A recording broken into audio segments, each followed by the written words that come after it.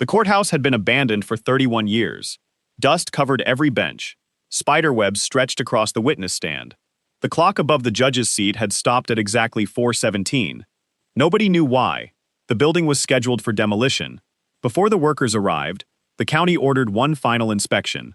It was supposed to take less than an hour. Instead, it reopened the strangest criminal case anyone had ever seen. The inspection team entered the basement archives. Thousands of forgotten files were stacked from floor to ceiling. Most had already turned yellow with age. Near the back wall stood a steel cabinet. Unlike the others, it was still locked. The key was missing. Workers forced it open. Inside was only one box. Its cover was covered in dust. Across the front, someone had written 6 words: "Do not destroy until verdict is read." Everyone assumed it was a mistake. The case inside had been inactive for decades. There could not possibly be a trial left. Yet when they opened the box, the first document froze the room. It was an official court order. The paper carried the original seal of the county court. The judge's signature matched archived records. The final line simply read, "Continue the trial immediately." No explanation, no date, no reason. Only that single command. The case number belonged to a murder investigation from 31 years earlier. A woman had disappeared without a trace. Months later, police arrested a local history teacher named Daniel Mercer. The evidence looked convincing. Witnesses claimed they saw him with the victim. His fingerprints appeared inside her abandoned car. A jury was selected. The trial began. Then something impossible happened. On the 4th day, Daniel Mercer died. Officially, a heart attack inside his prison cell. Doctors confirmed it. The prison buried him. His death certificate remained on file. The court declared the trial permanently suspended, or so everyone believed, because inside the forgotten box, the paperwork continued. Every few years, someone had quietly added new legal documents, new evidence reports, new witness statements, new hearing requests. Every page carried authentic court stamps. No clerk admitted creating them. No judge admitted signing them. The paperwork simply appeared, year after year, as though someone refused to let the trial end. News spread quickly. The story reached television stations. Legal experts dismissed it as an elaborate prank. Historians argued the documents had been forged. Then the county prosecutor noticed something terrifying. Every signature belonged to real officials. Officials who had died years earlier. Forensic experts examined the ink, the paper, the stamps. Everything matched the period perfectly. Nothing had been added recently. It should have been impossible. A special investigative team was assembled, not to reopen the murder, but to discover who kept extending the dead man's trial. Detective Sarah Nolan accepted the assignment. She had solved impossible cases before. She believed every mystery had a logical answer. She entered the abandoned courthouse alone after sunset. The air inside felt strangely cold. Her flashlight swept across the courtroom, the judge's bench, the witness stand, the empty jury box. Everything remained exactly as it had decades before. Then she noticed something. On the defense table, a single folder waited, perfectly clean, no dust, no cobwebs, as if someone had placed it there only minutes earlier. She slowly opened it. Inside was one typed sentence. "The defendant is ready to return." The message changed everything. Detective Sarah Nolan sealed the courtroom immediately. No one was allowed inside. Crime scene technicians searched every inch of the room. There were no footprints in the dust, no broken locks, no signs of forced entry. The folder should not have been there, yet it was. The paper was new. The ink had not fully dried. Someone had typed the sentence only hours earlier. But security cameras covering the courthouse showed nothing. Not a single person had entered the building for 3 days. Sarah refused to believe in ghosts. Someone was playing a dangerous game. She started with the obvious question. Who was Daniel Mercer? His records painted a simple picture. 48 years old, a respected history teacher, no criminal record, married, 1 daughter, known for restoring old cemeteries and documenting forgotten graves.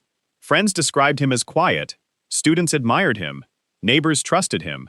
Then one woman disappeared, Emily Carter. 26 years old. Her abandoned car was found near Black Hollow Forest. Daniel's fingerprints were inside. Witnesses claimed they argued the night before. Police arrested him within 48 hours. The newspapers called him guilty before the trial even began. But something bothered Sarah. The evidence file was incomplete. Several photographs were missing. Interview recordings had disappeared. Entire witness statements had been removed. Someone had cleaned the investigation long before it reached the archives. She visited the county records office. An elderly clerk remembered the case. His face turned pale when she mentioned Daniel's name. "I thought they finally buried that file." Sarah asked who they were. The old man stayed silent. Then he whispered one sentence. "Some trials aren't meant to end." Before Sarah could ask another question, the man suffered a heart attack. He survived. But when doctors questioned him later, he claimed he had never met Sarah. His memory of the conversation had vanished. Sarah reviewed Daniel's prison records next. According to official documents, he died at 2:14 a.m. The prison doctor signed the death certificate. The warden confirmed the body. A funeral home prepared the burial. Everything appeared normal, until she found the transport log. The coffin arrived at the cemetery, already sealed. No family member viewed the body. No funeral photographs existed. Even stranger, the gravedigger had written a note in the margin. "Coffin unusually light." Sarah requested permission to exhume the grave. The order was approved. 3 days later, workers opened Daniel Mercer's coffin. It was empty. No body, no clothing, no bones. Only a folded court summons resting at the bottom. The paper had yellowed with age. Across the front were 5 chilling words. "Appear for final judgment." Silence fell over the cemetery. Nobody spoke. The forensic team examined the coffin. There were no signs it had ever held a body. It had been buried empty from the very beginning. Someone had staged Daniel Mercer's death. Or someone wanted the world to believe he had died. That night, Sarah returned to the abandoned courthouse. She wanted answers. The courtroom was exactly as she had left it, except for one detail. The defendant's chair had moved. It now faced the judge's bench. Resting on the seat was another document. It had not been there before. Sarah unfolded it carefully. At the bottom was a fresh signature. She compared it to Daniel Mercer's original court records. Every stroke matched perfectly. The signature had been written that same day. Below it, a single handwritten sentence waited. "I'm finally ready to testify." Sarah stared at the signature for several seconds. The ink was still wet. She immediately sent it to the forensic laboratory. The results arrived the next morning. The handwriting was authentic. Every curve, every angle, every tiny hesitation matched Daniel Mercer's writing samples from 31 years earlier. The experts reached a conclusion that made no sense. The signature had been written within the last 24 hours. Someone was either the greatest forger in history, or Daniel Mercer had somehow signed it himself. Sarah decided to stop chasing documents. She would question the people who had lived through the original trial. Only 6 witnesses were still alive. The first was the retired police officer who arrested Daniel. His name was Thomas Hale. He was 83. His memory was fading. But when Sarah showed him Daniel's photograph, his eyes widened. "I arrested the wrong man." Sarah froze. "What do you mean?" Thomas looked around the room before answering. "We all knew the evidence wasn't complete. There was another suspect. But we were ordered to stop looking." He refused to say who gave the order. Before Sarah could press further, his phone rang. He answered. Nobody spoke. He listened for nearly a minute. His face slowly turned white. When he ended the call, he whispered, "I never said any of this." Then he walked away without another word. Sarah's next interview was with Linda Brooks. She had testified that she saw Daniel arguing with Emily on the night she disappeared. She remembered every detail. Until Sarah played the original courtroom recording, Linda stared at the screen. "That's not what I said." The recording clearly captured her saying, "I saw Daniel threaten her." Linda shook her head. "No. I said I saw another man. The tape has been changed." Sarah compared the recording to the official transcript. They were different. Entire sentences had been rewritten. Someone had altered history. The third witness was a taxi driver. Decades earlier, he claimed he drove Daniel home before midnight. Now, he insisted he had driven Emily instead, to an abandoned courthouse, not her apartment, not Black Hollow Forest, the courthouse. Sarah checked the original statement. It mentioned no courthouse, only a downtown address. Again, the records and the witness no longer matched. One by one, the remaining witnesses told different stories. None of them agreed with the official files. Each remembered something completely different. Different locations, different conversations, different suspects. It was as if the truth had been rewritten over the years. Then Sarah discovered something impossible. Every witness described seeing the same stranger. A tall man, long black coat, gray gloves. No matter where they met him, none of them could remember his face. Only the clothes, only the voice, only the feeling that something was terribly wrong. Sarah searched every police sketch. Nothing. No suspect matched the description. That evening, she returned to the evidence room beneath the courthouse. She wanted to compare the original witness files herself. Most of the shelves were empty. Boxes had collapsed with age. At the very back, she found a locked drawer hidden behind loose bricks. Inside were 6 cassette tapes. Each carried a handwritten label, Original Witness Interviews. She smiled for the first time in days. Finally, unedited evidence. She placed the first tape into an old recorder. Static filled the room. Then a detective's voice. He introduced the witness. The questioning began. Everything sounded normal, until the final minute. A second voice interrupted. It wasn't the detective. It wasn't the witness. It was calm, cold, and strangely familiar. It said only one sentence. "You're asking the wrong people." The tape stopped. Sarah rewound it. The sentence was gone. She played it again. Nothing. Only static. She tried the second tape. The interview ended differently. Again. A hidden voice appeared. This time it whispered, "The jury was never the target." Sarah's hands began to shake. She inserted the third tape. Before the interview even started, a man's voice spoke directly into the recorder. Not to the detective. Not to the witness. To her. "Detective Nolan, you're finally listening." Sarah nearly dropped the recorder.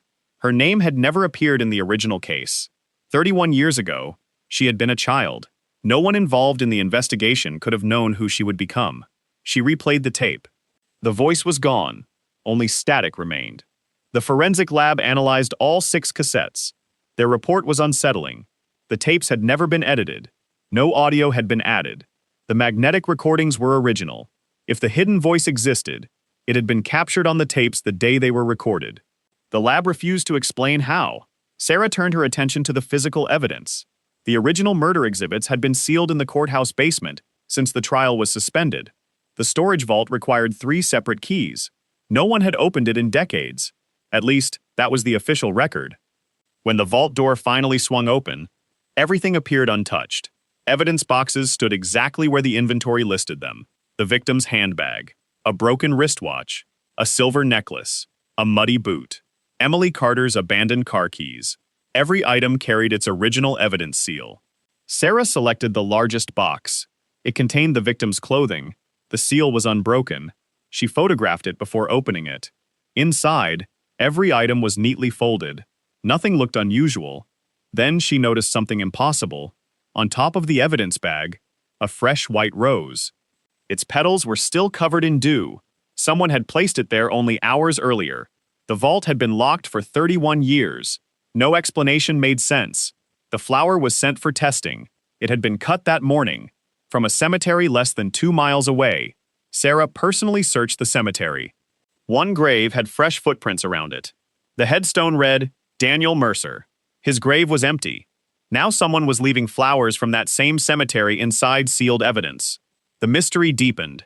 Back at the courthouse, the forensic team dusted every evidence box for fingerprints.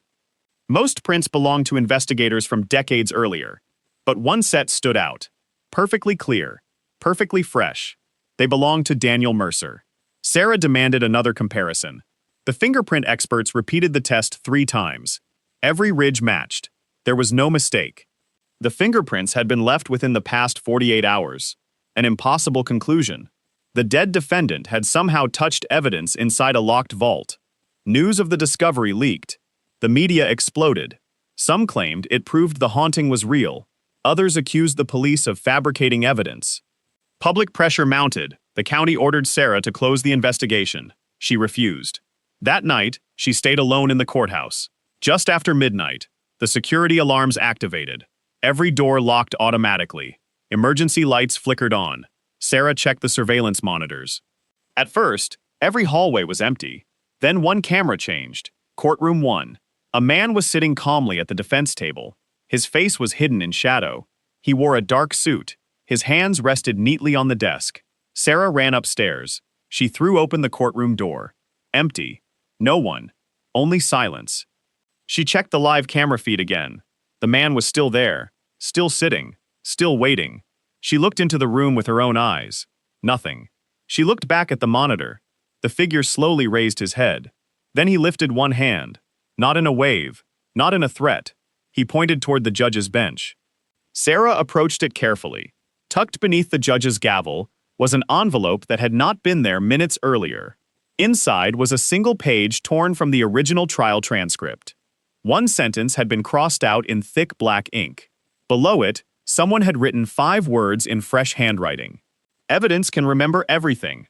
Sarah read the sentence again. Evidence can remember everything. It sounded less like a message and more like a warning. She checked the courtroom for anyone hiding inside. Nothing. Every window was locked from the inside. Every exit remained sealed. The surveillance recording showed the same impossible thing. The mysterious man had never walked into the courtroom. He simply appeared, then disappeared. Frame by frame, the technicians reviewed the footage. At 12:03:16, the chair was empty. At 12:03:17, someone was sitting there. No blur, no movement. Just one empty frame, followed by another with a man in it. The county hired video experts. They searched for editing, compression errors, digital manipulation. They found none. The recording was genuine. Word spread quickly. Within days, the abandoned courthouse became surrounded by reporters. Curious locals gathered behind police barriers. Everyone wanted to know the same thing. Who was still attending a trial that ended decades ago? To avoid public attention, Sarah moved the investigation inside after dark. Only 4 people remained in the building. Sarah, a court clerk, a forensic examiner, and Judge Harold Whitmore, the oldest serving judge in the county. He had been a young legal assistant during Daniel Mercer's original trial. He agreed to help. "I've spent 30 years trying to forget this case," he admitted, "but perhaps it never forgot us." At exactly 9 p.m., they entered courtroom 1. The air felt unnaturally cold, not freezing, just heavy, as if the room itself were holding its breath. Sarah placed the original evidence boxes on the defense table. Judge Whitmore sat quietly behind the bench. The clerk switched on the courtroom microphones. The speakers crackled with static. Then, without anyone touching the controls, a voice echoed through the room. "Court is now in session." Everyone looked at each other. No one had spoken. The microphones were disconnected from the building's main power. The technician inspected them. The wires had been cut years earlier.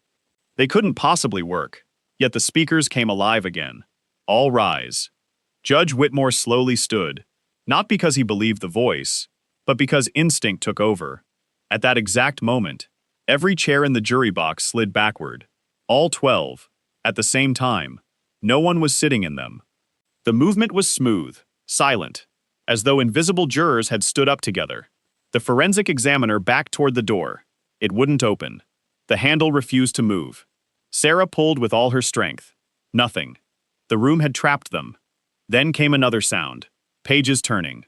One after another. The old trial transcript resting on the judge's bench began flipping by itself. Hundreds of pages turned rapidly. Finally, they stopped.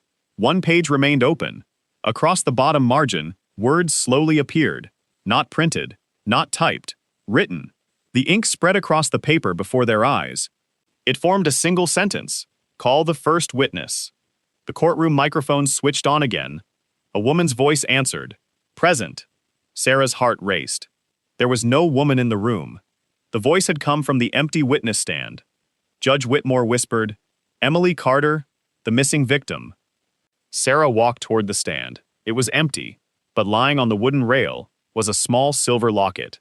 She recognized it immediately. It belonged to Emily. According to police records, it had never been recovered. She carefully opened it. Inside was a tiny black and white photograph. Not of Emily, not of Daniel, but of 3 men standing outside the courthouse on the morning the trial began. Judge Whitmore looked at the picture and suddenly turned pale. His hands started shaking. Sarah asked what was wrong. He stared at the photograph without blinking. Finally, in a trembling voice, he said, "I know every face in this picture." He pointed to the first man, the prosecutor, the second. The chief investigator. Then his finger stopped over the third man. His breathing became uneven. I've seen him before. Sarah waited. Judge Whitmore slowly looked toward the empty defense chair. His face lost all color. The man sitting there on the security camera, he was the third man in this photograph. But according to every official record, he died 10 years before the murder ever happened. The courtroom fell silent. Judge Whitmore kept staring at the photograph. His hands would not stop shaking. Sarah took the picture from him. 3 men stood outside the courthouse. The prosecutor, the lead investigator, and a third man whose name appeared nowhere in the case file. No court records, no police records, no government records. It was as if he had never existed. Yet there he was, standing beside the 2 most important men in the investigation. Sarah sent the photograph to the state archive. Hours later, the reply arrived. The image itself was authentic. It had been taken 31 years earlier. But the archive identified only 2 people. The space where the third man stood was supposed to be empty. Every official copy of the same photograph showed only 2 men. Someone, or something, had altered only Sarah's copy. She enlarged the mysterious figure's face. The image became grainy, then distorted. The closer she zoomed, the less human he looked. His features blurred together, almost as if the camera had failed to capture him completely. Behind the figure, another detail emerged. A courtroom window. Inside that window, a woman was watching. Sarah recognized her instantly. Emily Carter, the victim. But the photograph had been taken 3 days after Emily officially disappeared. According to the timeline, she should have already been missing. Yet there she was, alive, looking directly into the camera. Everything the investigation believed suddenly collapsed. Sarah rushed to the courthouse archives again. She searched construction records instead of police files. Buried in old blueprints, she found something unexpected. Courtroom 1 had a hidden chamber, a narrow room built behind the judge's bench. It had no entrance on any public floor plan, only one concealed door. The blueprint called it Records Vault B. No explanation, no inventory, just a room that officially did not exist. Late that night, Sarah and Judge Whitmore searched behind the wooden paneling. After nearly an hour, Sarah noticed a loose section of carved oak. She pushed it. A hidden door silently opened. Cold air rushed out. A narrow staircase descended into darkness. The electricity had long since failed. They continued with flashlights. The hidden room was untouched. Dust covered everything. Wooden shelves lined the walls. Hundreds of sealed envelopes filled the shelves. Each envelope carried the name of a criminal case.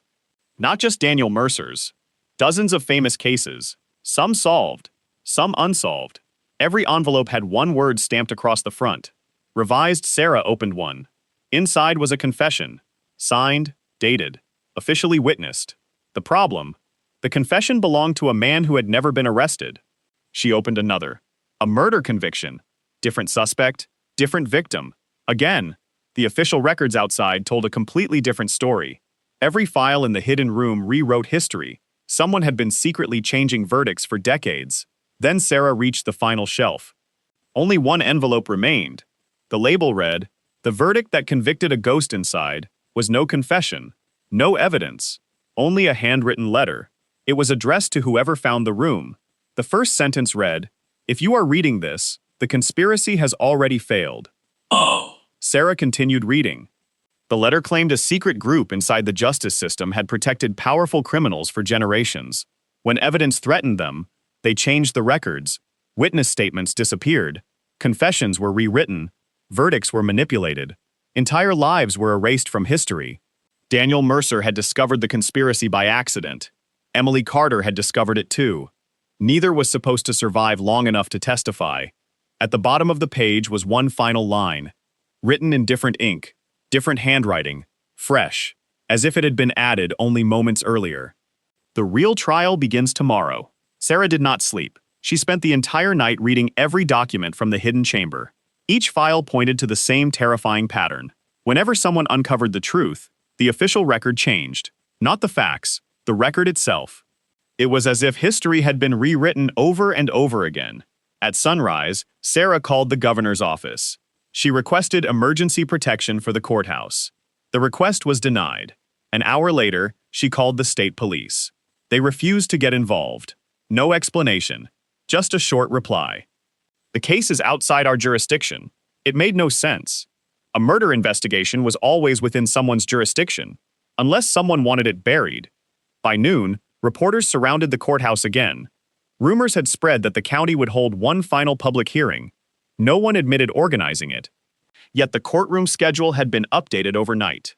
Courtroom 1, 9 p.m., final session. The clerk swore she had not entered it. The computer logs showed no user. The schedule had simply appeared. Judge Whitmore wanted to cancel. Sarah disagreed. If someone has spent 31 years trying to finish this trial, tonight is when they'll make their move. The courtroom filled slowly, not with spectators, with officials, retired detectives, former prosecutors, old clerks, people connected to the original case. Many had not spoken to each other in decades. None could explain why they felt compelled to come. It felt like I was summoned, one retired bailiff admitted. At exactly 9 p.m., every clock in the courthouse stopped. The courtroom doors closed on their own. The lights dimmed. No one touched the switches. Judge Whitmore stood. He struck the gavel once. The sound echoed far longer than it should have. Then, every microphone activated. No static, no interference, only perfect silence. Until a calm voice spoke. The defendant is present. Everyone looked toward the defense table. It was empty, but one chair slowly slid backward, as if someone had just stood up. The court clerk checked attendance. Without thinking, she read a name no one had added. Daniel Mercer. A second later, she answered her own roll call in a whisper. Present. She covered her mouth in horror. I didn't say that, but everyone had heard it. Sarah walked to the evidence table. The sealed exhibits were exactly where she had left them.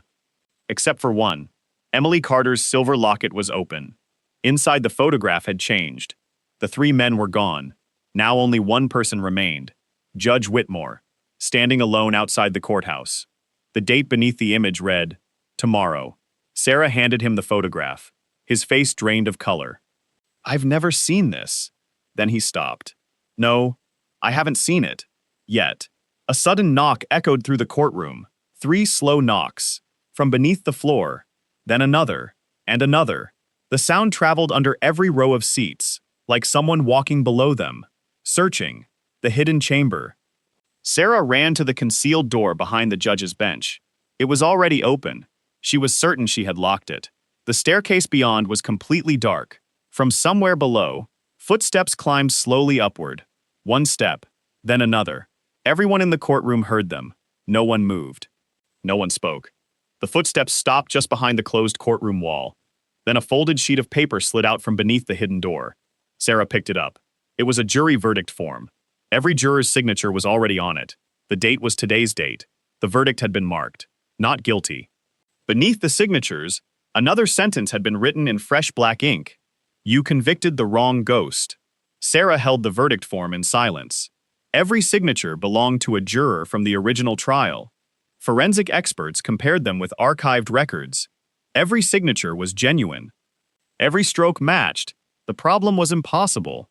All 12 jurors had been dead for years, some for decades, yet the ink on the page was less than an hour old.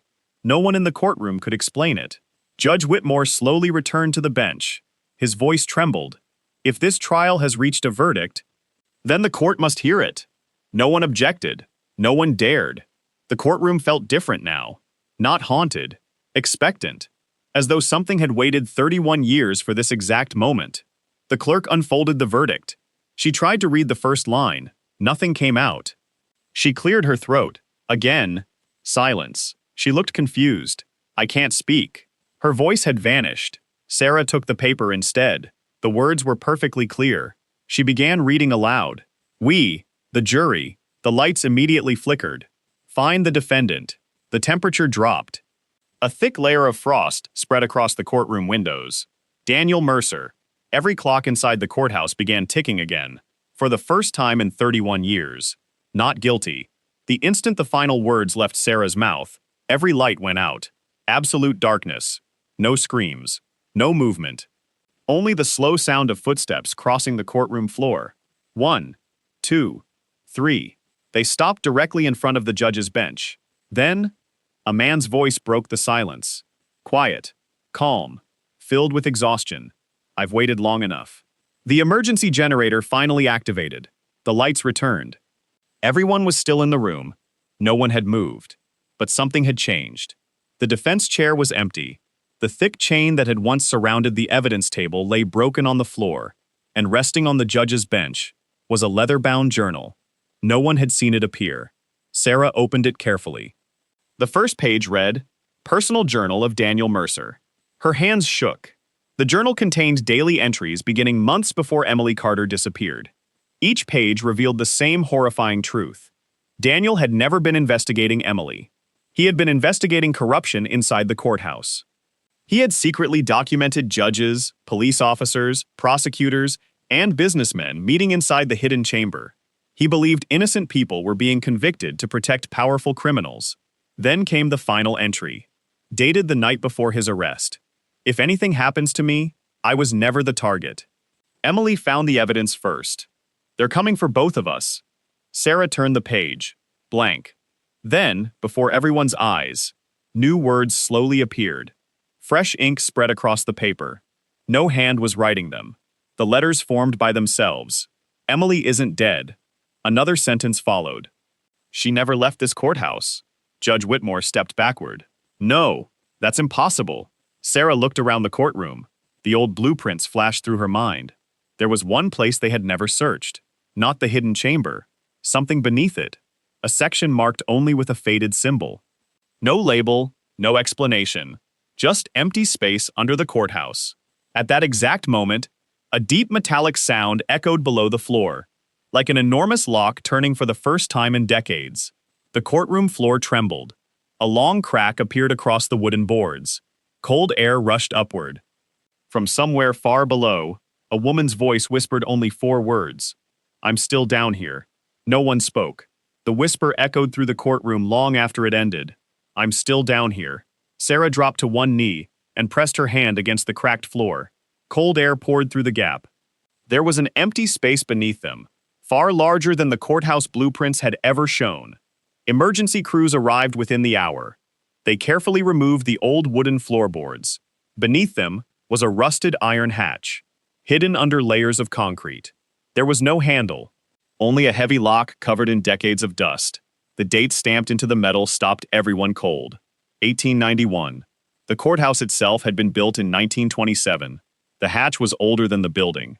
It belonged to something that had existed there long before the courthouse. Engineers finally forced it open. A wave of freezing air escaped. The tunnel below stretched into complete darkness. Sarah entered first. Judge Whitmore followed. The walls were carved from solid stone. Old lantern hooks still hung from the ceiling. Someone had used this place many years ago. After nearly 200 feet, the tunnel opened into a circular chamber. Rows of wooden chairs faced a raised platform. It looked like another courtroom, only much older.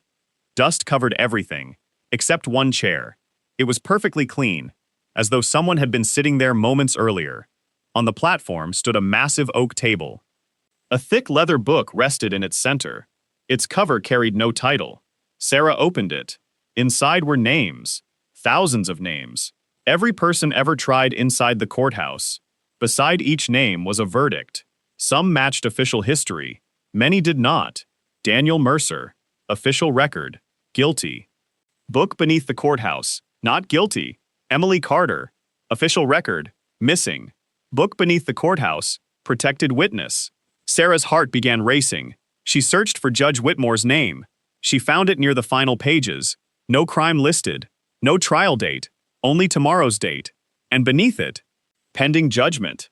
Judge Whitmore stared at the page in disbelief. "I've never committed a crime." Before Sarah could answer, she noticed another name. Her own. Sarah Nolan. Trial date, today. Verdict, blank. The chamber suddenly became silent. Not naturally silent. Completely silent. Even their breathing seemed to disappear. Then footsteps echoed behind them. Slow. Measured.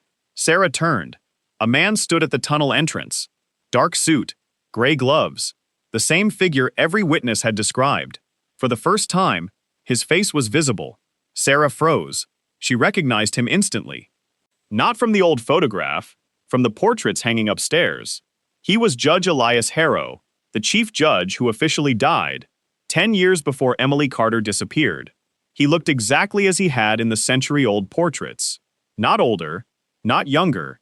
He calmly removed his gloves. His hands were covered in ink, black ink, the same ink that had appeared on every mysterious document. He spoke softly. "You've spent weeks searching for a ghost. You were searching for the wrong one." Sarah demanded answers. "Who are you?" He smiled. "I'm the last keeper of the true record." He looked toward the ancient ledger. Every lie written above was corrected below. Sarah stepped closer. "Where is Emily Carter?" Judge Harrow looked into the darkness behind the platform, then answered with complete certainty. "Alive." The word echoed through the chamber. Before anyone could react, a hidden door behind the stone wall slowly opened. Light spilled into the chamber, and a woman's silhouette appeared in the doorway. She took one slow step forward, then another. Her face remained hidden in the light. Sarah whispered the only name that made sense. "Emily?" No one spoke. The whisper echoed through the courtroom long after it ended. "I'm still down here." Sarah dropped to one knee and pressed her hand against the cracked floor. Cold air poured through the gap. There was an empty space beneath them, far larger than the courthouse blueprints had ever shown. Emergency crews arrived within the hour. They carefully removed the old wooden floorboards. Beneath them was a rusted iron hatch, hidden under layers of concrete. There was no handle, only a heavy lock covered in decades of dust. The date stamped into the metal stopped everyone cold. 1891. The courthouse itself had been built in 1927. The hatch was older than the building. It belonged to something that had existed there long before the courthouse. Engineers finally forced it open. A wave of freezing air escaped. The tunnel below stretched into complete darkness. Sarah entered first. Judge Whitmore followed. The walls were carved from solid stone. Old lantern hooks still hung from the ceiling. Someone had used this place many years ago. After nearly 200 feet, the tunnel opened into a circular chamber. Rows of wooden chairs faced a raised platform. It looked like another courtroom, only much older. Dust covered everything, except one chair. It was perfectly clean, as though someone had been sitting there moments earlier. On the platform stood a massive oak table.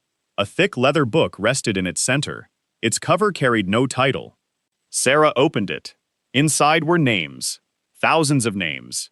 Every person ever tried inside the courthouse. Beside each name was a verdict. Some matched official history. Many did not. Daniel Mercer, official record, guilty. Book beneath the courthouse, not guilty. Emily Carter, official record, missing. Book beneath the courthouse, protected witness. Sarah's heart began racing. She searched for Judge Whitmore's name. She found it near the final pages. No crime listed. No trial date. Only tomorrow's date. And beneath it, pending judgment. Judge Whitmore stared at the page in disbelief. "I've never committed a crime." Before Sarah could answer, she noticed another name. Her own. Sarah Nolan. Trial date, today. Verdict, blank. The chamber suddenly became silent. Not naturally silent. Completely silent. Even their breathing seemed to disappear. Then footsteps echoed behind them. Slow. Measured? Sarah turned.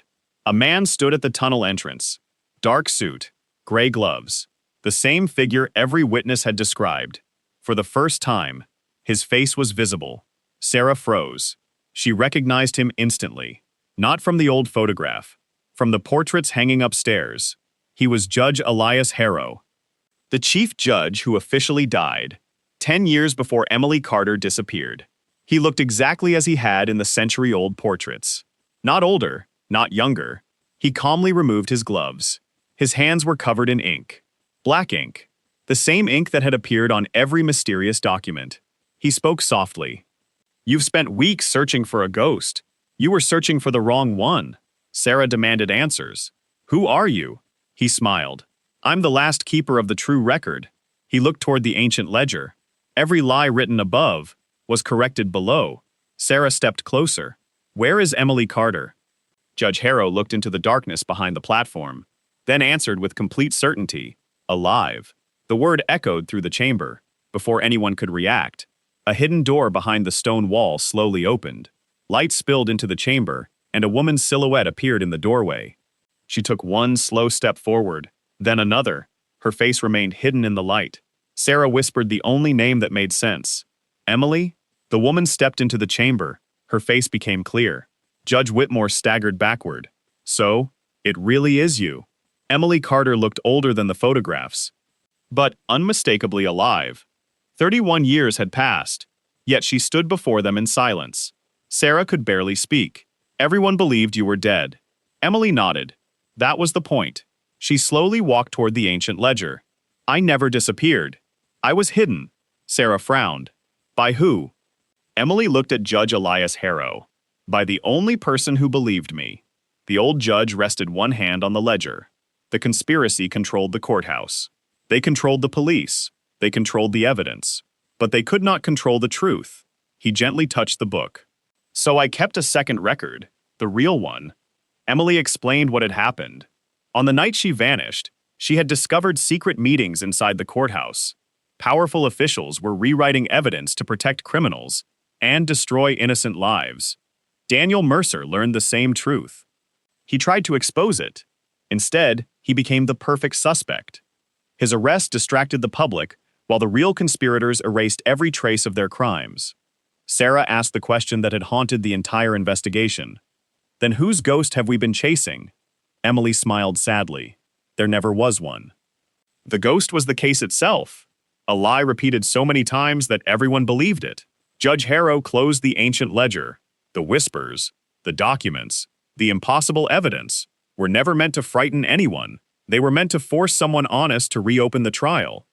Sarah finally understood. Every impossible clue, every mysterious message, every altered photograph had guided her to the hidden truth, not through supernatural power, but through a carefully planned trail left by the last people who refused to let justice disappear. Judge Whitmore lowered his head. I helped convict an innocent man.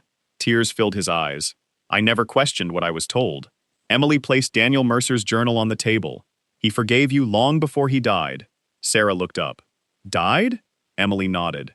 Daniel escaped prison before the burial. He spent years gathering evidence. When the truth was finally safe, he turned himself in to the only court that mattered. Sarah understood.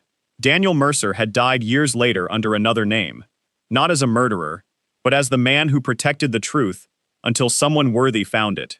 The county reopened every conviction connected to the conspiracy. Several innocent families were finally cleared. The hidden chamber beneath the courthouse was preserved as evidence. The ancient ledger was placed under permanent protection. Judge Whitmore retired the next morning. He never entered another courtroom. Emily Carter disappeared once more, this time by choice. No interviews, no books, no fame, only silence. Weeks later, the abandoned courthouse was permanently closed. Workers sealed every entrance. The final case file was archived. Across its front, a clerk stamped 2 words, case closed. Months passed, nothing unusual happened. Until one winter morning, an archivist unlocked the records room. On top of the sealed file rested a single page that no one remembered placing there. There was no fingerprint, no signature, only one sentence typed across the center. Justice ends. The truth never does. The investigation officially ended that day. But visitors still claim that on quiet nights, when the old courthouse stands empty, one courtroom light turns on by itself, not to begin another trial, but to remind anyone watching that the most dangerous ghost is not the dead, it is the lie that refuses to stay buried.